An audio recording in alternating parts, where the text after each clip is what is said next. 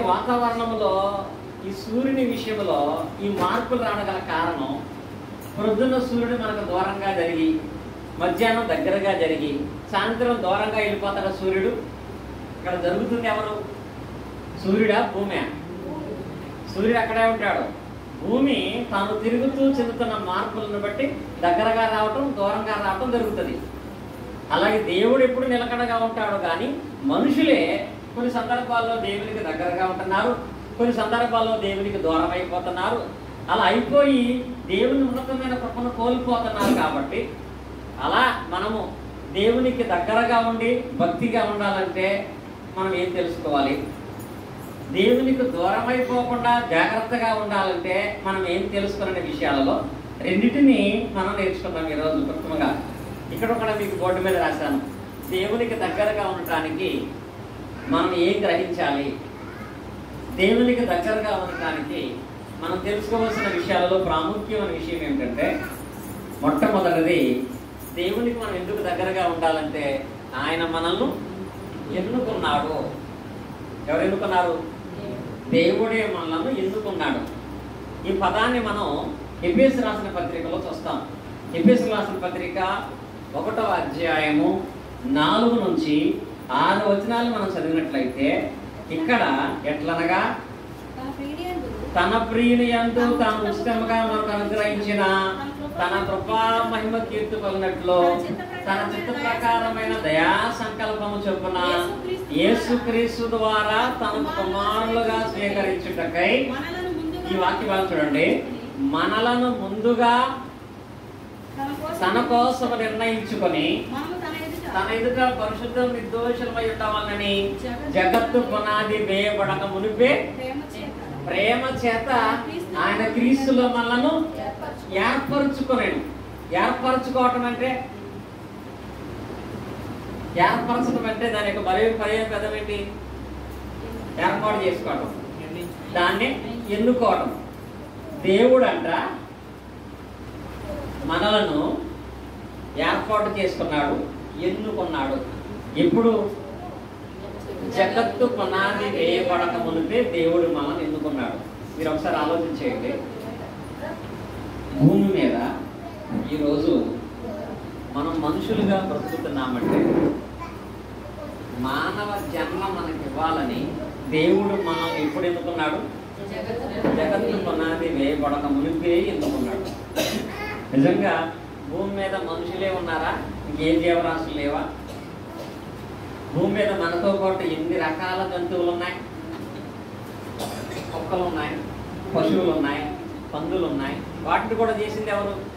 దేవుడే. వాటన్నిటి యొక్క స్థితులు చాలా స్వల్పమైనవి. కుక్కలను, పందులను, పశువులను దేవుడు చేశాడు.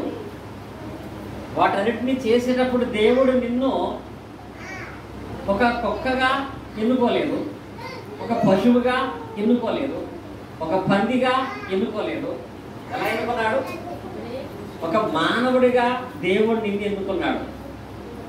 నిజంగా దేవుడే కనుక నిన్ను మానవునిగా పుట్టించాలని దేవుడు ఎన్నుకోకపోతే మనం అసలు జీవరాశుల్లో ఉన్నటువంటి ధన్యకరమైన జన్మ, మానవ జన్మ, ఈ మానవ జన్మ అనేది అసలు మనకు ఉండేదే కాదు. ఎప్పుడు ఎన్నుకున్నాడంట? జగత్తు పునాది వేయబడక మునిపే దేవుడు ప్రేమ చేత మనల్ని ఎన్నుకున్నాడు. దేవునికి మనం దగ్గరగా రావడానికి ఈ విషయం అర్థం అవ్వాలి.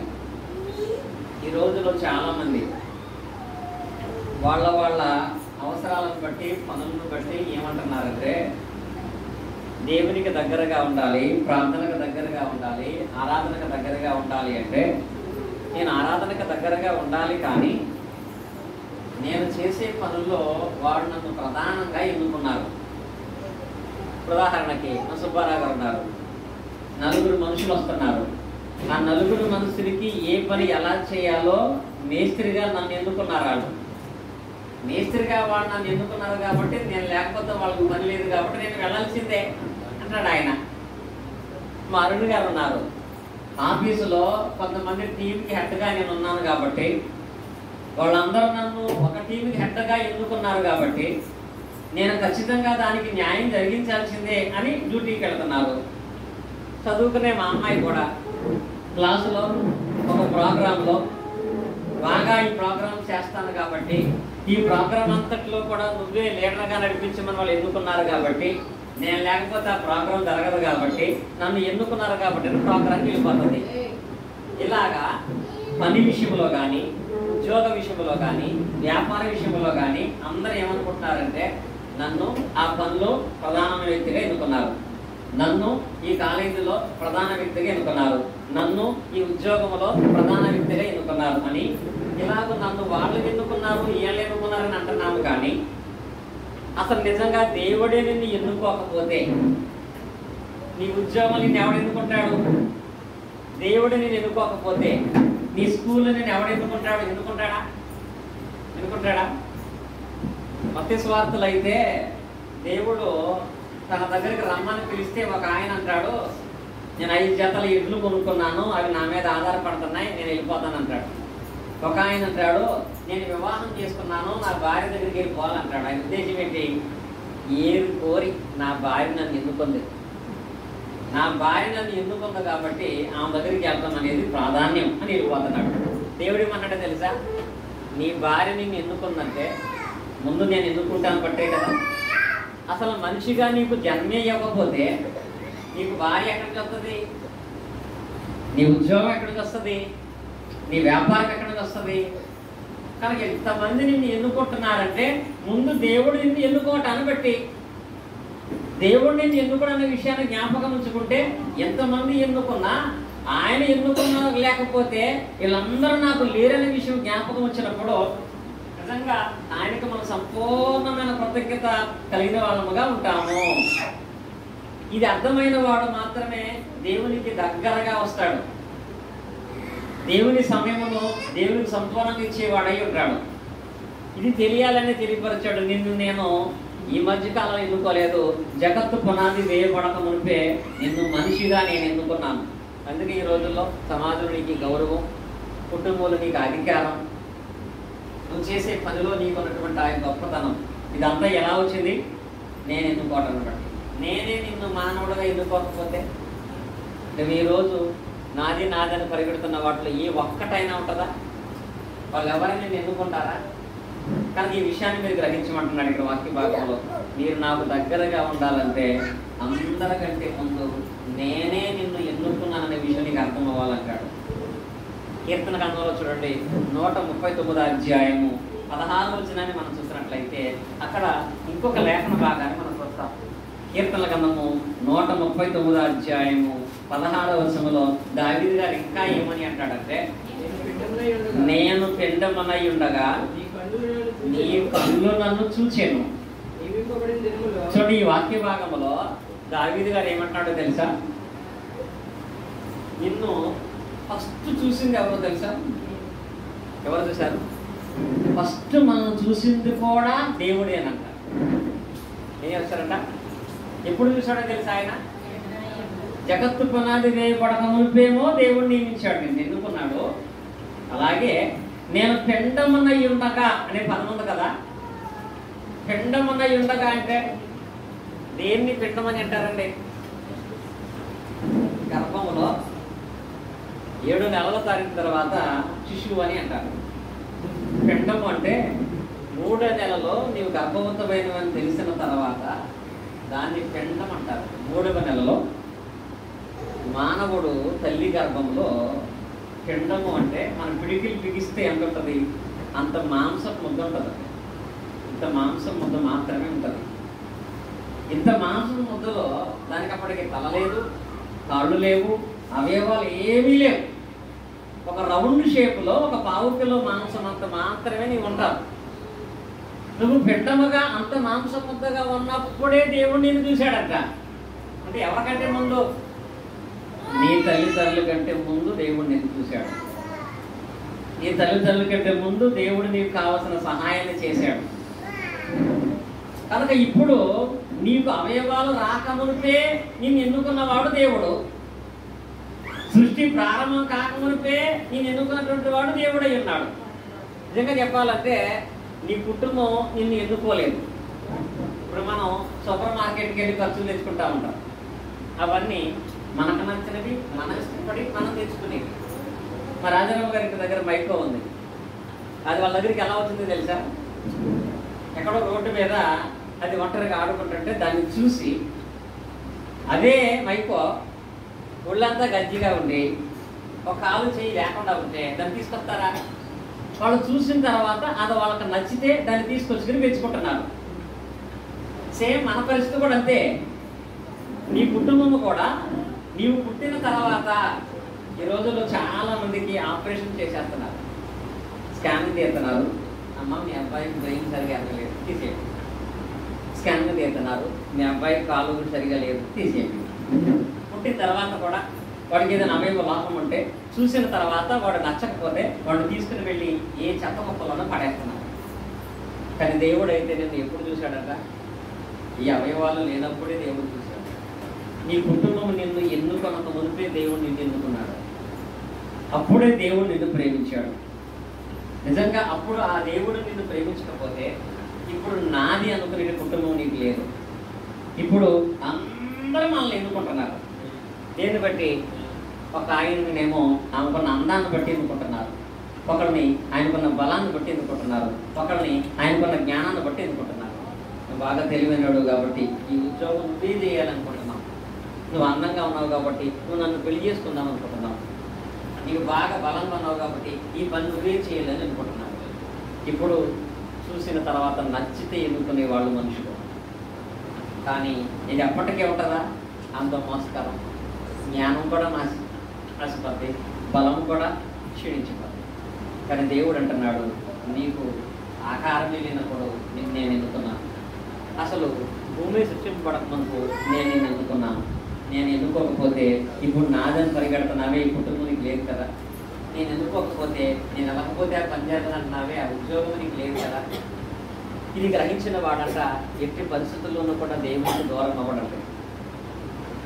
దేవుడు నన్ను ఎన్నుకున్నాడనే విషయం అర్థమైనప్పుడు కనుక మొదటి విషయం నేర్చుకున్నాము, మనం దేవునికి ఎందుకు దగ్గరగా ఉండాలంటే ఆయన మనల్ని ఎన్నుకున్నాడు కాబట్టి.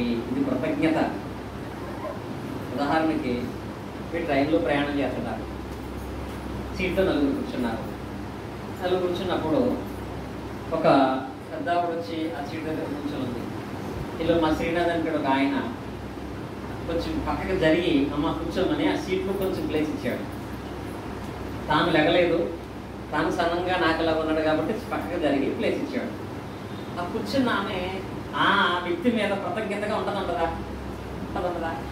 అది ఆయన సొంత సీటు కాదు, ఆయన లేచేవలేరు. అయినా నా కోసం తన సీట్లో పంపించాడని ఎంత కృతజ్ఞత ఉంటుంది. మరి ఇదే కృతజ్ఞత దేవుని దగ్గర ఎందుకున్నట్లేదు? ఇదే ప్రేమ దేవుని దగ్గర ఎందుకున్నట్లేదు? అదే దేవుడు అంటున్నాడు, నేను ఎందుకు కొంతమంది దూరం అయిపోతున్నానంటే నేను దగ్గరగా ఉన్నప్పుడు వాడు నా దగ్గరగా ఉండటానికి వాళ్ళు ఇష్టపడట్లేదు. దేవునికి దగ్గరగా ఎందుకు ఉండాలనే విషయం వాళ్ళకి అర్థం అవ్వట్లేదు కాబట్టి నేను వాళ్ళకి దూరం అయిపోదన్న పదాన్ని అక్కడ వాడాడు. కనుక మనకు దేవుడి దగ్గరగా ఉండాలంటే ఆయనే మొదట మనల్ని ఎన్నుకున్నాడు కాబట్టి ఆయనకి మొదట ప్రాధాన్యత ఇవ్వాలనే విషయాన్ని గ్రహించాడు. రెండవది ఏంటో తెలుసా? రెండవది ఏంటి? నిన్ను ఎన్నుకున్నవాడు దేవుడే, నిన్ను ప్రతినిత్యము నడిపిస్తున్నవాడు కూడా ఎవరు? దేవుడే. నిర్గమాకాండం మనం చూసినట్లయితే 14వ అధ్యాయంలో 14వ వచనంలో ఇక్కడ ఇశ్రాయేలు విషయంలో దేవుడు మాట్లాడేటువంటి మాటను మనం చూస్తాము.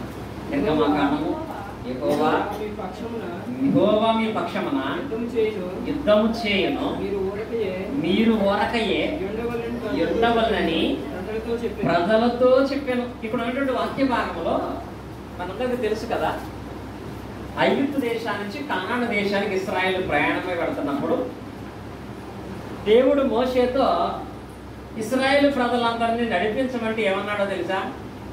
అయ్యా వీళ్ళందరినీ నేనెక్కడ నడిపిస్తాను? ఒకలా ఇద్దరా? ఇంచుమించు ఎంతమంది? 20 లక్షల మందిని నేను నడిపించడం నా వల్ల కాదు, అవుతుందా? కనుక నేను నడిపించలేను అన్నాడు. అప్పుడు మోషే అన్నాడు, నిన్నెవరు నడిపించమన్నారు? భూమి మీద మనుషులందరినీ నడిపించేది ఎవరు? నేనే కదా. మీరేం చేస్తే చాలు, మీరు ఓరకయ్యే నిలబడి చూడండి.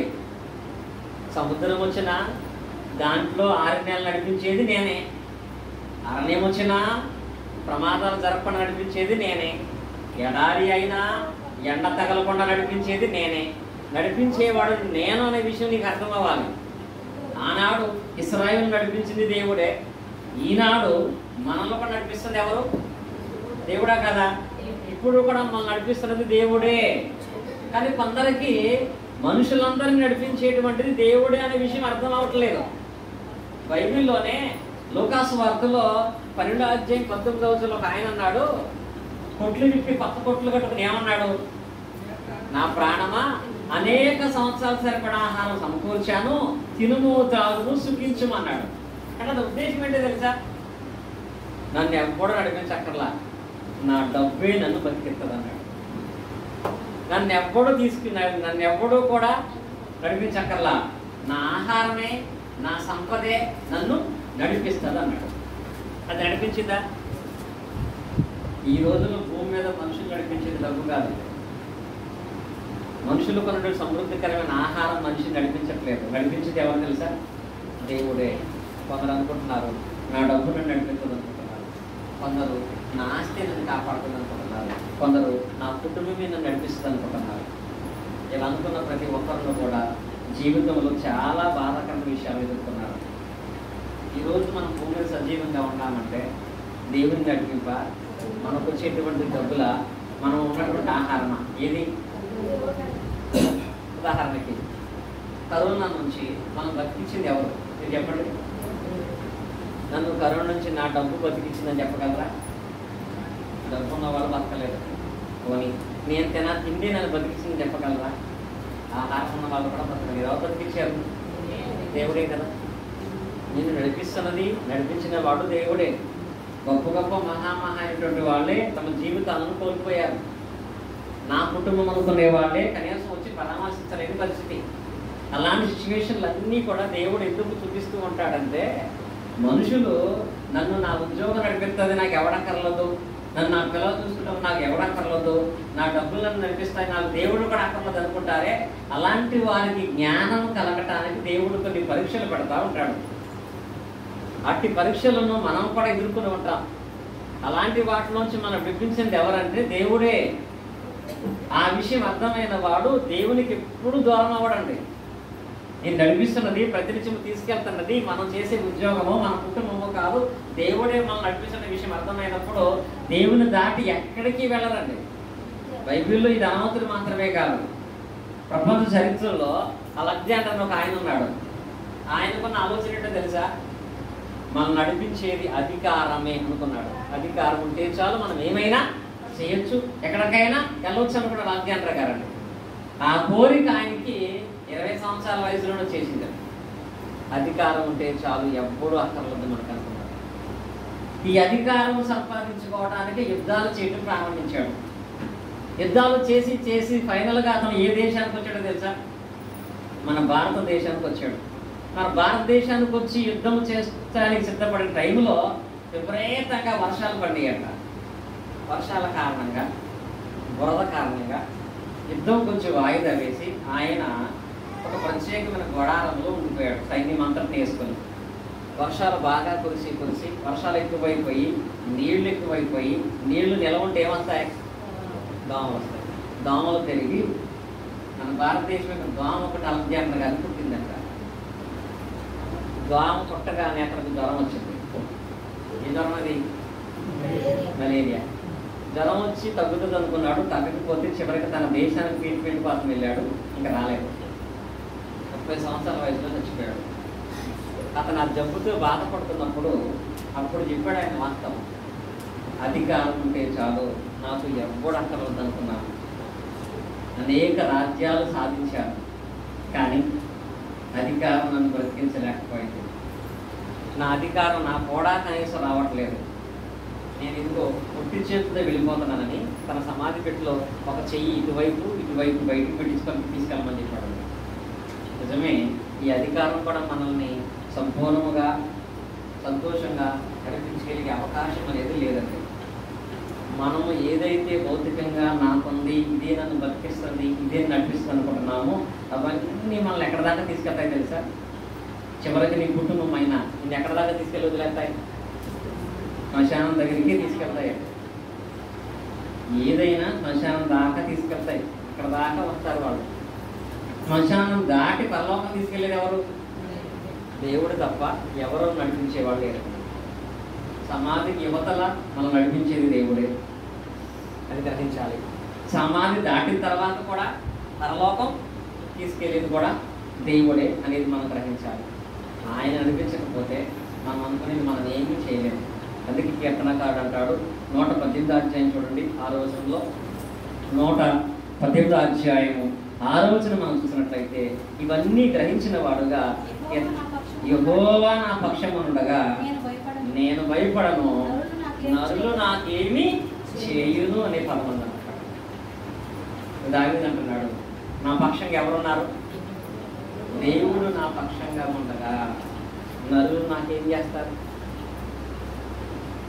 దేవుడు నా పక్షంగా ఉన్నాడు, ఆయన నడిపిస్తాడని ఒప్పుకున్నాడు కనుక ఆయన నరులైనటువంటి వాళ్ళు ఏమీ చేయలేరని దావీదు గారు ఎక్కడ మాట్లాడుతున్నాడు. కనుక ఇది కూడా దావీదు వలె మనం గ్రహించాలి. రెండవది ఏంటి? దేవునికి దగ్గరగా మనం ఎందుకు ఉండాలంటే, నిన్ను నిరంతరం నడిపించేది దేవుడు కాబట్టి. దేవునికి దగ్గరగా మనం ఎందుకు ఉండాలంటే, మనల్ని ఎన్నుకున్న వ్యక్తి, మొదటి వ్యక్తి ఎవరు? దేవుడే కాబట్టి. చివరికి మూడోది ఏమనుకున్నాం? నిన్ను రక్షించేవాడు కూడా ఎవరో తెలుసా? రక్షించేవాడు కూడా దేవుడే.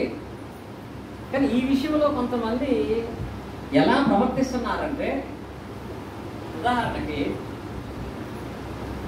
మా శ్రీనాథ్ గారు బాగా వర్షాలకు వచ్చి వరద వచ్చి కాలువ వెళ్ళిపోతుంది. అందులో కాలు గడుపుకోవడానికి దిగి కాలు జారి వరదలో పడిపోయాడు. వరద ప్రవాహంలో శ్రీనాథ్ గారు కొట్టుకుపోతున్నాడు. కొట్టుకుపోతుంటే మా సుబ్బారావు గారికి అమ్మ పరిగెత్తుకుని వెళ్ళి శ్రీనాథ్ గారికి ఒక పెద్ద తాడు ఇసిరాడు. శ్రీనాథ్ తాడు పట్టుకుని ఈయన లాగుతుంటే ఒడ్డుకు వచ్చేసాడు. ఇప్పుడు ఒడ్డుకు వచ్చిన ఆయన ఎవరి కృతజ్ఞుడై ఉండాలి? తాడుక సుబ్బారావు గారిక? ఎవరికి? ఒడ్డుకు రాగానే తాడు సుబ్బారావు గారు మడతెట్టుకొని దానికి దండేసి, నువ్వు లేకపోతే నేను బతకలేదు, నువ్వు నన్ను బతికించామంటే ఆయనకి ఎలా ఉంటుంది? ఈసారి కొట్టుకుపోతుంటే ఆయన కాపాడతాడా? ఈ రోజుల్లో మనుషులైన ప్రతి ఒక్కరూ చేస్తున్న పని అదే. నీకు ఆర్థిక సమస్యలు వచ్చినాయా? ఎవరన్నా వచ్చి నీకు సహాయం చేశారా? అతను దేవుడు ఎన్నుకోకపోతే నీకు ఎలా సహాయం చేస్తాడు? నీకు అనారోగ్యం వచ్చిందా? హాస్పిటల్కి వెళ్ళావా? తగ్గిందా? అసలు దేవుడు ఆ డాక్టర్కి ఆ జ్ఞానం ఇవ్వకపోతే నీకు ఆ జబ్బు ఎలా తగ్గుతుంది? కానీ మనం ఎంతవరకు ఆపేస్తున్నాం? డాక్టర్ గారు మీరు లేకపోతే బతికేవాడు కాదు, మీరు నాకు దేవుడు అంటారు. మీరు రాకపోతే మా కుటుంబం అయిపోతే మీరు నాకు దేవుడు అంటారు. కానీ వాళ్ళందరినీ ఎన్నుకుంది ఎవరు? దేవుడే కదా. దేవుడు వాడిని ఎన్నుకోకపోతే ఈరోజు సహాయం చేయడానికి మీకు వస్తాడా? దేవుడు ఒక జ్ఞానం పోతే ఈరోజు సహాయానికి వస్తాడా? ఇలాగ మనుషులకు మాత్రమే కృతజ్ఞులై, నిజంగా మేము అంత బాధలు ఉన్నప్పుడు ఆయన మమ్మల్ని ఆదుకున్నాడు. ఇప్పుడు ఆయనకు అవసరం అనుకుంటే వెళ్ళకపోతే ఎలాగా? ఒక వారం మానేసినా పర్లేదు, ఆయనకు అవసరం పోతే వెళ్ళకపోతే ఎలాగంటే మీరేం చేస్తున్నట్టు లెక్క. కాడును పూజిత సహాయం చేసిన వాడిని పక్కనెట్టేసినట్టు ఉంటుంది. నిన్ను రక్షించింది ఎవరంటే దేవుడు. ఆ దేవునికే సంపూర్ణమైన కృతజ్ఞతలు కలిగినటువంటి వారంగా మనం ఉండాలి. దేవుడు మనం రక్షించినటువంటి వాటిలో మనకున్న ఆర్థిక సమస్యల కంటే, మనకు వచ్చినటువంటి స్వాదనల కంటే, మనకున్న బలహీనతల కంటే కూడా అత్యంత ప్రమాదకరమైనటువంటి స్థితి ఏంటో తెలుసా? మనిషికి అన్నిటికంటే ప్రమాదకరమైనది ఏంటి? దాని నుంచి కూడా దేవుడు రక్షించాడు కదా. ఏంటది? మనం చేసినటువంటి పాపం. మనం పాపం ఎలా చేస్తున్నామో తెలుసా? మనిషి ప్రమాదకరమైన పాపంలో ఎలా పడిపోతున్నాడు అంటే, యాకోబు రాసిన పత్రిక మనం చూసినట్లయితే 1వ అధ్యాయము 15వ వచనంలో మనం చూస్తున్నాము. యాకోబు రాసిన పత్రిక 1వ అధ్యాయం 15వ వచనంలో, దురాశ గర్భమును ధరించి పాపమును కనగా పాపము పరిపక్వమై మరణమును కనును అన్నాడు. ఇక్కడ మరణం అనే ప్రమాదములో మనిషి పడిపోవడం గల కారణం ఏంటి? పాపం. ఈ పాపము చేయటానికి కారణం ఏంటి? దురాశ. ఈ వచనము మీకు బాగా అర్థం చేసుకోండి. మనం ప్రమాదములో పడిపోవడం కారణం దేవుడు కాదు, మనకు ఎదురవుతున్న పరిస్థితులు కాదు. మానవుడు పాపం అనేటువంటి బంధకములో చిక్కుకొని శోధనలో పడిపోవడం కారణం ఏంటంటే తనకు తానుగా ఆశ చేత కాదు, ఏం చేత? దురాశ చేత పాపం చేసి ఆ పాపము చేత మరణం అనే ప్రమాదంలో పడిపోయాడు. దీని నుంచి దేవుడు ఎంత అద్భుతంగా తప్పించాడు అంటే, దీనికి ఉదాహరణగా మీకు అర్థం అవడానికి ఒక చిన్న ఎగ్జాంపుల్ జ్ఞాపకం చేస్తాను. సముద్రంలో ఒక ఓడ ప్రయాణం అవుతుంది. ఆ ఓడలో 3000 మంది ఉన్నారు. ఓడ నడిపేటువంటి నాయకుడు ఏం చేశాడంటే, ఓడ నడిపేటువంటి ఆయన ఆ రోజు ఎలాగా ఓడ సముద్రంలో ప్రయాణానికి వెళుతుంది కదా అని చెప్పి తన కుమారుని కూడా తనతో పాటు తీసుకెళ్ళాడు. కొడుకును కూడా, డాడీ నేను వస్తానంటే తీసుకెళ్ళాడు. తీసుకుని వెళ్ళి ఓడ నడిపేటువంటి ఆ ప్లేస్లో కొడుకును కూడా పక్కనే కూర్చోబెట్టుకుని, నువ్వు ఎక్కడికి వెళ్ళొద్దు, ఇక్కడే కూర్చొని ఉండాలి నువ్వు అని చెప్పి కూర్చోబెట్టుకుని తను ఓడ నడుపుతున్నాడు. ఈ ఓడలో 3000 మంది కూడా కొంతసేపు ఓడ సముద్రంలోకి వెళ్ళింది, ప్రశాంతమైన వాతావరణం ఉంది. ఈ 3000 మంది ఏం చేస్తున్నారంటే, ఎలాగా మనకు స్వేచ్ఛ స్వతంత్రం వచ్చింది కాబట్టి అందరూ తాగి రకరకాల పాటలు పెట్టుకుని డ్యాన్సులు వేస్తా ఆటలాడతా ఇటు అటు తిరుగుతున్నారు. వాడలో ఒకేసారి జనం ఇటు అటు ఇష్టం తిరిగితే వాడేమవుతుంది? ఏమవుతుంది? అది స్థిరంగా ఉండదు, కంట్రోల్ తప్పుతుంది. వాడ నాయకుడు కూడా ఏం చేయలేడు, అది ఇటు అటు ఊగుతుంది. మరి మధ్యకాలంలో గోదావరి పుష్కరాల్లో కూడా కొంతమంది చనిపోయారు. ఎలాగా ఎక్కడమే ఎక్కువ మంది ఎక్కారు. సరే, వాడ పాపం చాలా జాగ్రత్తగా నడుపుతున్నాడు. ఇంకా ఒడ్డుకు వచ్చేస్తుంది అనగా అందరూ ఒక వైపుకి వచ్చేసారు దీపావళి. ఇప్పుడైతే వచ్చారు ఏమైంది? ఈ పక్క ముడిపడి తిరగబడి చనిపోయారు. ఇప్పుడు అక్కడ తప్పు ఎవరిది? వాడు నడిపేవాడిది కాదు కదా, వాడలో ఉన్నటువంటి వాళ్ళది కదా, పడవలో ఉన్నటువంటి వాడిది కదా. ఇలాగే 3000 మంది ఇటు అటు తిరుగుతుంటే ఆయన వచ్చి అన్నాడంట, అమ్మ మనం వెళ్ళేటువంటి ఈ గంట ప్లేసు కొంచెం ప్రమాదకరం. ఎందుకంటే సముద్రం లోపల కొన్ని కొండలు ఉంటాయి, వాటిని చూసుకుని జాగ్రత్తగా నేను వాడ నలపాలి. కానీ మీరు ఇష్టం వచ్చినట్లు ఇటు అటు పోతుంటే వాడ ప్రమాదం పడుతుంది చెప్పాడు. అయినా వాళ్ళు ఏం లేదు, అలాగే పోతుంటే కంట్రోల్ చేయలేకపోతే చోట వాడు అడుగు భాగంలో కొండను వద్దాల్సి వచ్చింది. ఇంత రంధ్రం పడిపోయింది, నీళ్ళు వచ్చేస్తున్నాయి. ఇప్పుడు వాడ కిందకి వెళ్ళి అంత ఫోర్స్గా వచ్చే నీళ్ళు ఎవరు ఆపుతారు? ఇప్పుడు వాడ నాయకుడు ఆలోచించాడు, ఏంటి 3000 మంది చనిపోతారు, ఏం చేయని ఆలోచన చేసి తన కొడుకుని పిలిచి, ఎంతమంది చావకుండా ఉండాలంటే ఆ రంధ్రం పడిన చోట నేను సముద్రంలో పడేస్తాను, నీ వాళ్ళందరంలోకి వెళ్ళిపోవాలని చెప్పాడు. ఈ విధంగా స్టోరీలు చూపించారు. చెప్తే కొడుకు సర్ది రాడి అని చెప్పి ఒప్పుకున్నాడు. కరెక్ట్గా రంధ్రం పడేస్తే వాడు నీటిలోకి వెళ్ళి అది రంధ్రంలో లాగేసి రంధ్రంలో పట్టేశాడు కొన్నాడు. ఎప్పుడైతే అందులో కాసాడు నీళ్ళు ఆగినాయి. సుమారు 2 నెలల తర్వాత ఆ వాడొచ్చింది బయటికి. ఎవరికాళ్ళు దిగి సంతోషంగా పరిగెత్తి వెళ్ళిపోతున్నారు. తండ్రి మాత్రం దిగి మళ్ళీ సముద్రంలో పరిగెత్తాడు. ఎందుకు? తీరా వెళితే 2 నెలల తర్వాత అతను ఎలా ఉన్నాడు తెలుసా? మొత్తం అతని మాంసం అంతా ఊడిపోయి మొత్తం అంతా తినేసి నానిపోయి భయంకరంగా ఉన్నాడు. ఆ కొడుకుని చేతులతో పట్టుకొస్తుంటే ఆ తండ్రిని చూసి జాలి పడేటట్టు ఎవరైనా ఉంటారు కదా. కానీ అలాంటి సిచ్యువేషన్ అనేది ఎందుకు వచ్చింది? తండ్రి తప్పు చేశాడా, కొడుకు తప్పు చేసి ఎవరు చేశారు? వీళ్ళ చేసిన తప్పును బట్టి అక్కడ ఆ తండ్రి ఆ కొడుకును బలివలసి వచ్చింది. ఇలాంటి సిచ్యువేషనే మన విషయంలో జరిగింది తెలుసా? మనమందరం పాపం చేసాం. నువ్వు పాపం చేసావంటే నీకు తినడానికి లేక పాపం చేయట్లేదు, లేక దేవుడు బతికించట్లేదు కాబట్టి పాపం చేయట్లేదు. ప్రతి మనిషి కూడా దురాశ చేత, దురాశ అంటే ఆశలు ఎక్కువైపోయి అత్యాశ చేత, దురాశ చేత దేవునికి వ్యతిరేకంగా అందరూ పాపం చేశారు. ఆళ్ళు తాగి తందనాలాడి వాడ పగల కొడితే తప్పు ఆళ్ళ చేస్తే తండ్రి కొడుక్కి శిక్ష వేసినట్టుగా పాపం మనం చేస్తే దేవుడు క్రీస్తుకి శిక్ష చేశాడు కదా. ఆ కొడుకు సముద్ర అడుగు భాగంలో 3 రోజులు ఉన్నాడేమో, 3 నెలలు ఉన్నాడేమో, కానీ దేవుడికి కూడా క్రీస్తు సిలువలో ఆయన దేహం ఎలా ఉందో గ్రహించారు ఎప్పుడైనా? ఆ దేహం ఎలా ఉంటుంది? 40-39 దెబ్బలు కొట్టారండి. శరీరం అంతా చీలిపోయింది. కళ్ళు చేతుల్లో మేకలు గుర్చారు, తలకు మంట కిరీటం పెట్టారు. ఇన్ని గాయాలైనవి ఆయనకి.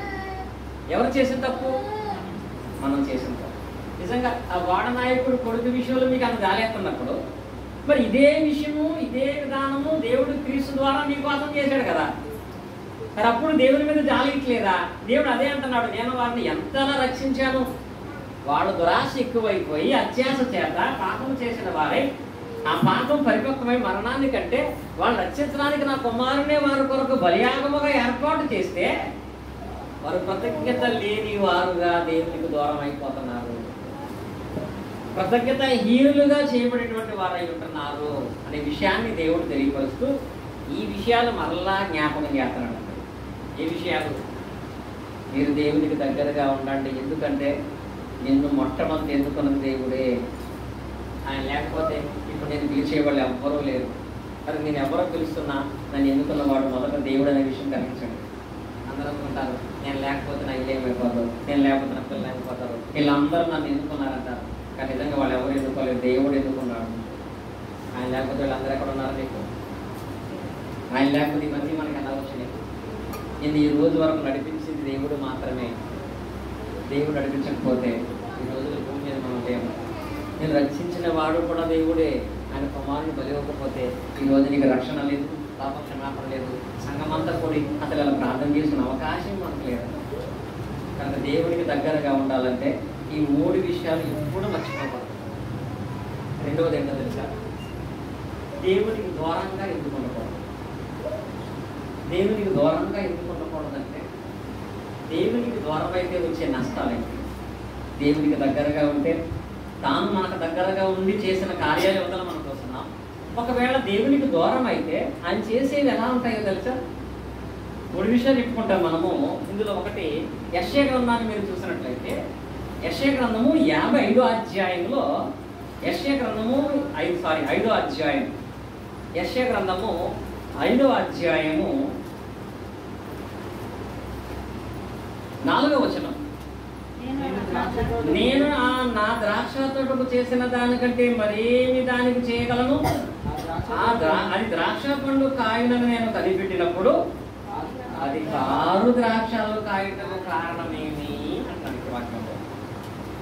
ఈ పదం ఎంత బాధాకరమైన విషయమో తెలుసా? ఆయన అంట ఒక ద్రాక్ష చెట్టు నాటుకున్నాడు.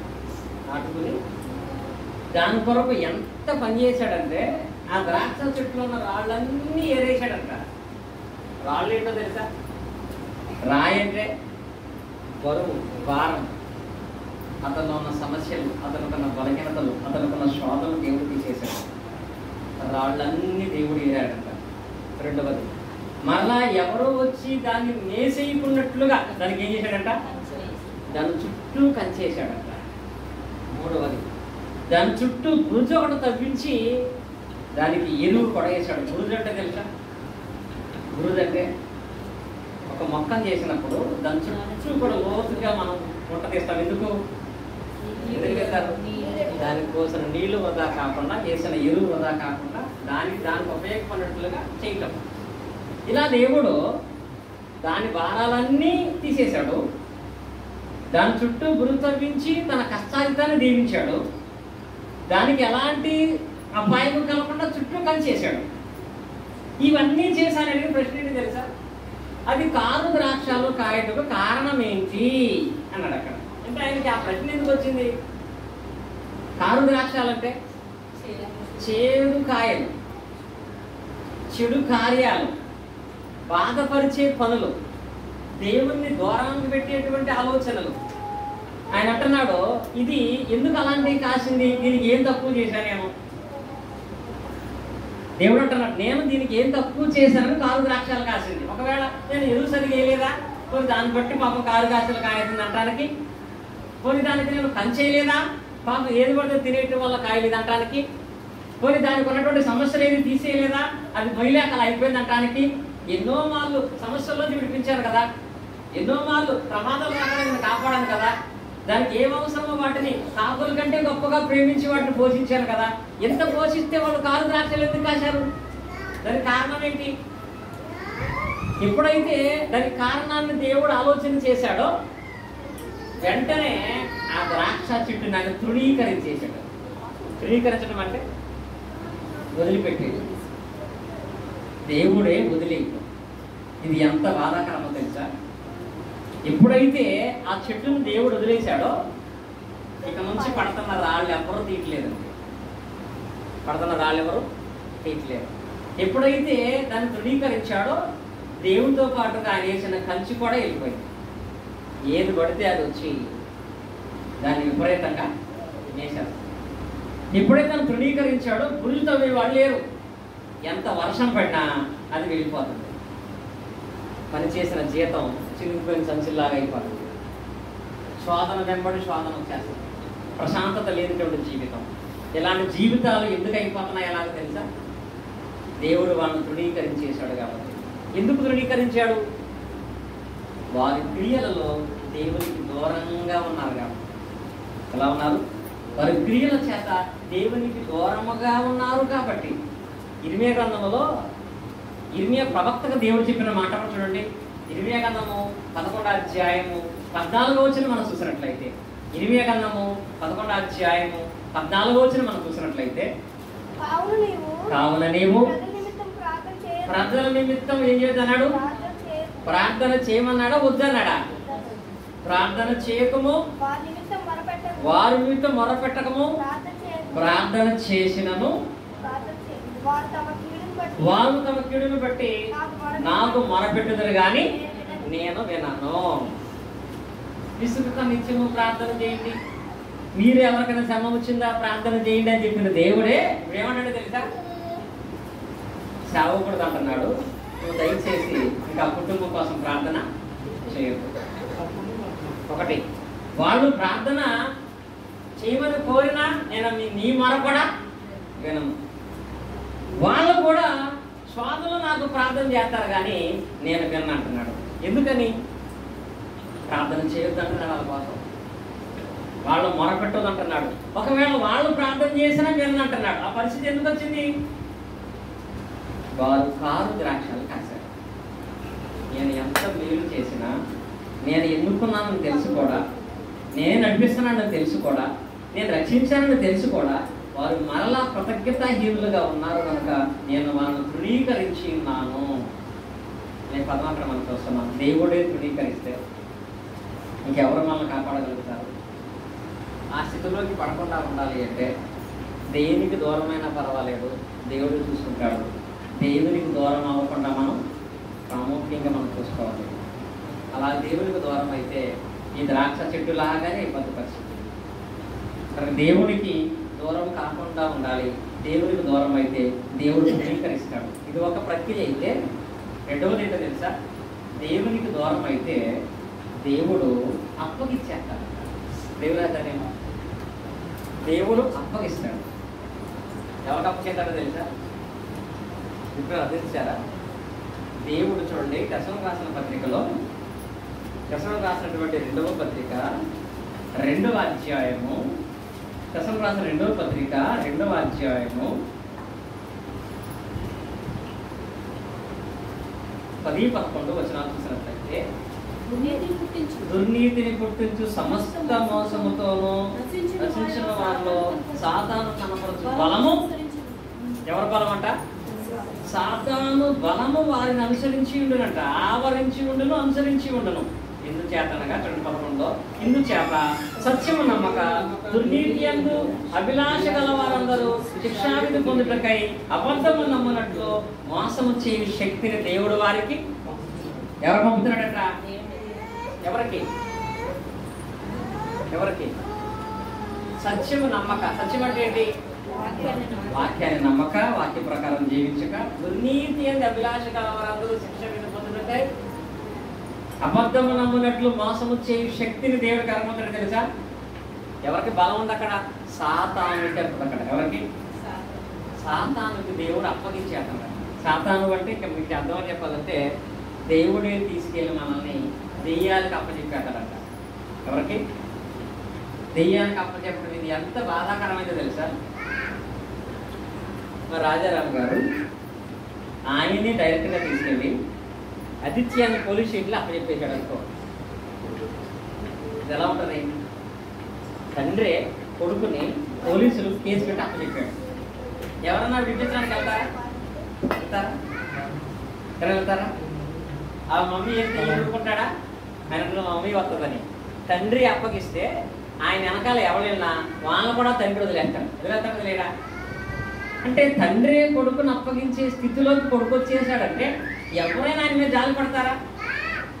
ఎందుకంటే ఏ సమస్య వచ్చినా ఏ బాధ వచ్చినా విడిపించడానికి ఒకవేళ ఎవరైనా ఇబ్బంది పెడుతున్నా నా కొడుకుని ఎందుకు అలా అంటున్నారని రావాల్సిన తండ్రి ఆయన కొడుకుని ఆయనే తీసుకెళ్లి పోలీస్ స్టేషన్ అప్పచెప్పేది ఎలా ఉంటుందో, సాతాను నుంచి సాతాను బంధకాల నుంచి విడిపించవలసిన దేవుడే స్వయంగా నేను పట్టుకెళ్ళి సాతానికి అప్పచెప్పేస్తే ఎవరు విడిపిస్తారు? ఈ వాక్య భాగంలో అబద్ధం అన్నట్లు మోసం వచ్చే శక్తి దేవుడు సాతానికి ఇచ్చి సత్యాన్ని నమ్మన వాడు తీసుకెళ్లి దెయ్యానికి అప్పచెప్పేస్తాడట. కారణం వాళ్ళు దేవునికి దూరంగా ఉందామనుకుంటున్నారు. దేవుడికి దూరంగా ఉండే వాళ్ళ విషయంలో దేవుడు ఎందుకు సహాయం చేస్తాడు? ఇది మీకు అర్థం కావాలంటే గెరాసేను ప్రాంతంలో ఒక వ్యక్తికి దెయ్యం పట్టింది. అతని పేరేంటి? సేన. ఆ దెయ్యాల పేరు సేన. ఇంచుమించు 2000 పందులు చచ్చిపోయినాయి ఆ రోజు. ఆ మార్కు సువార్త 5:13లో మీరు చదివితే ఆ దెయ్యం పట్టిన వాడి సిచ్యువేషన్ ఎలా ఉందో తెలుసా? ఒకటి, వాడు మనశ్శాంతి లేక పిచ్చపట్టిన వాడుగా సమాధుల్లోనూ రోడ్లు లేకుండా పరుగులు ఎక్కడా ఆగట్లా. ఏం లేదు, ఆయనకి మనశ్శాంతి లేదు. తాను ఎందుకు బ్రతుకుతున్నాడో వాడికి అర్థం కాని పరిస్థితులలో రాళ్ళు తీసుకుని తన దేహాన్ని తానే కొట్టేసుకునేవాడు. దేహం అంతా గాయములు చేసేసుకునేవాడు. బట్టలు కూడా సరిగా లేవు ఆయన. ఇలాంటి సిచ్యువేషన్ ఎలాంటి వాళ్ళకుండా తెలుసా? దేవుడు దెయ్యానికి అప్పచెప్పేసినప్పుడు, సాతానికి అప్పగించుకున్నప్పుడు అలాంటి సిచ్యువేషన్ కుటుంబాల్లో ఉంటుంది. ఆనాడు సేన పట్టినటువంటి ఆ వ్యక్తి కనపడతాడు అనుకుంటున్నారేమో. ఈ రోజుల్లో చాలా కుటుంబాలు అలాగే ఉన్నాయి. కనపడటానికి అందరూ సంతోషంగా ఉన్నట్టు కనపడుతున్నారు, కానీ మనశ్శాంతి కరువైపోయిన కుటుంబాలు ఉన్నాయండి. అంటే ఆల్రెడీ సాతాను ఆ కుటుంబంలో ప్రభావం చూపిస్తున్నాడు. డబ్బులు ఉన్నాయి, కుటుంబం ఉంది, కానీ ప్రశాంతత లేదు. ఏం చేస్తాం తెలియని పరిస్థితి, మానసికంగా కురిగిపోయే పరిస్థితి, చీకట్లో గెలిపోయేటువంటి పరిస్థితి అన్న వీడియో కథను పంపించాడు. చూస్తే ఒక ఆయన ఈ కారులో ఇన్నోవా కారు అంటే సీసీ టిప్పిల్ పెట్టారు. ఇన్నోవా కారు వేసుకొని హైవే మీద వెళతా, హైవే పక్కన బ్రిడ్జి మీద కారు ఆపి డోర్ తీసుకుని వెళ్ళి బ్రిడ్జి మీద దూకేశాడు. కారు వేసుకొచ్చాడు, యవనస్తులే, సుమారుగా 20 సంవత్సరాలు ఉంటాయి. కారు వేసుకొచ్చాడంటే ధనవంతుడే పేదవాడా? ఎంత మంచి కారు ఉన్న వ్యక్తి కారు పక్కన స్టాండ్ వేసి బ్రిడ్జి మీద కింద దూకి ఆత్మహత్య చేసుకున్నట్టు అతనికి ఏమి లేదు. అక్కడ మనశ్శాంతి లేదు, ప్రశాంతత లేదు. అలా ప్రశాంతత లేని కుటుంబాలుగా ఎందుకు అయిపోతున్నారో తెలుసా? వాళ్ళలో సాతాను బలం కనపరచబడుతుంది. ఎందుకు సాతాను వాళ్ళు ప్రవేశిస్తున్నాడంటే దేవుడే అప్పగించేస్తున్నాడు. కారణం, వారు దేవునికి దూరంగా అయిపోతున్నారు. ఒకటి, దేవునికి దూరం అయ్యామా దేవుడు ధృవీకరిస్తాడు. 2, దేవునికి దూరం అయ్యామా దేవుడే మనల్ని తీసుకుని వెళ్ళి అపవాదికి అప్పగించేటువంటి ప్రమాదం ఉంటుంది. అప్పుడు ప్రశాంతత లేని కుటుంబాలుగా మనం ఉండలేము. ఇది అలా అయిపోలో చెప్పట్లేదు నేను. ఒకవేళ అలాంటి సిమ్టమ్స్ మనకు కనపడుతుంటే, కొన్ని కుటుంబాలు కనపడుతుంటాయి కదా, కొన్ని వ్యాధులకు ఆటోమేటిక్గా మనం చెప్పేయచ్చు. షుగర్ ఎక్కువైనప్పుడు ఎలా ఉంటుందో చెప్పేస్తాం, హార్ట్ వస్తున్నప్పుడు ఎలా ఉంటుందో చెప్పేస్తాం, బీపీ పెరిగినప్పుడు ఎలా ఉంటుందో చెప్పేస్తాం. కానీ సిమ్టమ్స్ అవి వచ్చినప్పుడు ముందే జాగ్రత్త పడతాం కదా. అలాగే నీ కుటుంబంలో మనశ్శాంతితో కరువైపోతుందా, శోధనలు ఎక్కువైపోతున్నాయా, చీకటి అనుకుంటుందా అంటే నువ్వు ఎక్కడో దేవునికి దూరం అయ్యావు. దేవునికి దూరం అయ్యే విషయాన్ని గ్రహించకపోతే మనం సంపూర్ణమైన ప్రమాదంలోకి వెళ్ళే ప్రమాదం ఉంటుంది. అందుకే నీవు దేవుని విషయంలో ఆ చీకటిలోనికి సాతానికి అప్పగించబడుతున్నట్లుగా ఎప్పుడూ కూడా దేవునికి దూరం అవ్వకూడదు. దేవునికి దూరం అయితే దేవుడే నన్ను తీసుకెళ్లి సాతానికి అప్పగిస్తాడనే భయం అనుకుంటాను. చివరిగా 3వది ఏంటో తెలుసా? 1, దేవుడు ధృవీకరిస్తాడు. 2, దేవుడు అప్పగించేస్తాడు. 3వది ఏంటో తెలుసా? కొన్ని సందర్భాలలో ఆయనే శిక్షిస్తాడు. ఎవరు? దేవుడే శిక్షిస్తాడు. చూడండి, ఏప్రిల్ రాసిన పత్రిక మనం చూసినట్లయితే, చివరిగా ఏప్రిల్ రాసిన పత్రిక 10వ అధ్యాయం మనం చూసినట్లయితే, ఏప్రిల్ రాసిన పత్రిక 10వ అధ్యాయం 28వ వచనం. ఏప్రిల్ 10:28. ఎవడైనను మోషే ధర్మశాస్త్రమును నిరాకరించి ఎడలా 2-3 సాక్షుల మాట మీద కరికరిపకుండా వారిని చంపించదులో ఇట్లుండగా దేవుని కుమారుడి పాదముతో తృప్తి తాను పరిశుద్ధపరచబడకు నిబంధనమైనటువంటి సాధనమైన నిబంధన రక్తమును అపవిత్రమైనదిగా ఇచ్చేవాడు, కృపమూలకమగు ఆత్మను తిరస్కరించేవాడు ఎంత ఎక్కువైన దండన అంటే ఇక్కడ శిక్ష, ఎంత ఎక్కువైన శిక్ష వాడికి నేను వేస్తానో తెలుసా అంటున్నాడు. ఈ శిక్షని మీరే ఇమాజినేషన్ చేసుకోమంటున్నాడు. ఎలాగంటే ధర్మశాస్త్రం ఇచ్చాడు 10 ఆజ్ఞలు, మన క్లాసులో చెప్పాడు. ఈ 10 ఆజ్ఞలు పలక మీద రాసిచ్చాడు. కానీ రాసిచ్చిన ఆజ్ఞలు మీరితేనే వాళ్ళని ఏం చేయాలంట? రాళ్లతో కొట్టి చంపేయాలి. పలక మీద రాసిన వాటిని మీరితేనే రాళ్లతో కొట్టి చంపేయమని శిక్షించిన నేను, పలకను తొక్కితేనే ఒప్పుకోని నేను క్రీస్తును తొక్కితే ఒప్పుకుంటాడా? క్రీస్తును తొక్కటం అంటే ఆదివారం మన రొట్టె మనం తీసుకోవాలి, దిరాసత్వం మనం తీసుకోవాలి. దాన్ని తృణీకరిస్తున్నామంటే మనం దాన్ని ఏం చేద్దాం? తొక్కుతున్నాం. దానికి పనిష్మెంట్ ఎంత ఉంటుంది అంటున్నాడు. మీరే ఆలోచించుకోండి ఒకసారి. ఎప్పుడు కూడా ఆ పనిష్మెంట్ మీకు రాకూడదు. అది ఎవరికి వస్తుందంటే దేవునికి దూరమైన వాడు. అంత ఎక్కువైన దండనకు మీరు పాత్రలుగా ఎంచబడకూడదు అంటాడు. అందుకే దేవుడు అంటాడు సామెతల గ్రంథము 29వ అధ్యాయం 1వ వచనంలో, ఎన్నిసార్లు గద్దించినను లోబడిన వాడు ఏమవుతాడంట? హఠాత్తుగా నాశనం అవుతాడు. దేవుడు గద్దిస్తున్నాడు, దేవుడు హెచ్చరిస్తున్నాడు. ఈ గద్దింపును బట్టి ఒకసారైనా మనం మార్చుకున్నామా? సరే, ఎందుకంటే దేవుడు ఎప్పుడు దగ్గరే ఉండి మార్చుకో అని చెప్పడండి. అంటున్నాడు, దగ్గరగా ఉంటున్న నేను దూరం కూడా అయిపోగలను, కట్ చేసిన నేను తీసేయగలను, దెయ్యాలను కాపాడు నేను దెయ్యాలకి అప్పగించగలను, రక్షించిన నేను శిక్షించగలను కూడా. కానీ నేను ఇది గద్దిస్తున్నాను. ఇలా గద్దించినప్పుడు నువ్వు వినకపోతే హఠాత్తుగా ప్రమాదకర పరిస్థితుల్లోనికి పడిపోయే ప్రమాదం ఉంటుందని లేఖన భాగంలో దేవుడు అయితే మనకు తెలియపరిచాడు. కనుక ఇవి ఎప్పుడు మన మనసులో ఉండాలి. దేవునికి దూరం అయితే ఏం జరుగుతుందో మనకు తెలిస్తే దేవుడు అంటే ఎప్పుడు మనకు భయం ఉంటుంది. దేవునికి దగ్గరగా ఎందుకు ఉండాలో మనకు తెలిస్తే దేవుడు అంటే ఎప్పుడు మనకి భక్తి ఉంటుంది. ఇప్పుడు ఎదుర్కొన్నాం. మొట్టమొదట దేవునికి మనం ఎందుకు దగ్గరగా ఉండాలి? ఆయన మమ్మల్ని ఎన్నుకున్నాడు కాబట్టి. ఆయన లేకపోతే నువ్వు అనుకునేవి ఏమీ లేవండి. రెండవది, దేవుడికి మనం ఎందుకు దగ్గరగా ఉండాలి? ఈ రోజు దాకా నడిపించిన దేవుడే. అనుకుంటున్నావేమో ఉద్యోగము డబ్బులు అని, దేవుడే నడిపించాడు. మూడవది, నేను రక్షించిన వాడు కూడా దేవుడే. ఆయన రక్షించినట్లుగా ప్రపంచంలో నీ కోసం ఆయన కుమారుడి నుంచి రక్షణ కలగజేసిన వ్యక్తి ప్రపంచంలో ఎవరు కూడా దేవుడు. ఇది గుర్తుంటే దేవుడు అంటే భక్తి ఉంటుంది. మూడోది ఏంటి తెలుసా? ఇవి జరగకపోవడం మనలో వీటివి దేవుడికి దూరం అయితే దేవుడు తృణీకరిస్తాడు, దేవుడు సాతానికి అప్పగిస్తాడు, దేవుడు శిక్షిస్తాడు కూడా. ఆ శిక్షలు రాకుండా ఇలాగే దేవుడు మనల్ని ఎప్పుడు అన్నింటిలోనూ గొప్పగా ఎదుర్కొనే విధంగా మనం ఉండాలంటే మనం ఎప్పుడు ఎలా ఉండాలి? దేవునికి దగ్గరగా. దేవునికి దగ్గరగా ఉంటామంటే దేవుని మందిరానికి దగ్గరగా. దేవుని మందిరానికి దగ్గరగా ఉంటామంటే సంఘానికి దగ్గరగా ఉండాలి. దగ్గరగా ఉంటామంటే మా మౌతిని చెప్పాలంటే అందరికంటే దగ్గరగా రాజనం గారి ఇల్లు ఉంది, అందరికంటే దూరంగా మా అరుడు గారి ఇల్లు ఉంది. ఇది దగ్గర దూరం కాదండి. దేవుని సహవాసంలో మీరు అంత దగ్గరగా ఉన్నారు.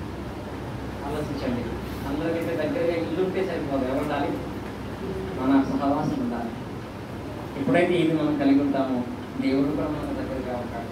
అందుకే దేవుడు చెప్పాడు, నేను దగ్గరగా ఉండేవాడిని మాత్రమే కాదు, దూరంగా కూడా ఉంటాను. ఎప్పటికీ దేవుడు మనకు దూరంగా లేడు కాబట్టే మనం అందరం సంతోషంగా ఉన్నాం. దేవుని మరి ఆశీర్వాదాలు పొందుకుంటాము. ఒకవేళ లోపల ఎక్కడైనా మనకుంటే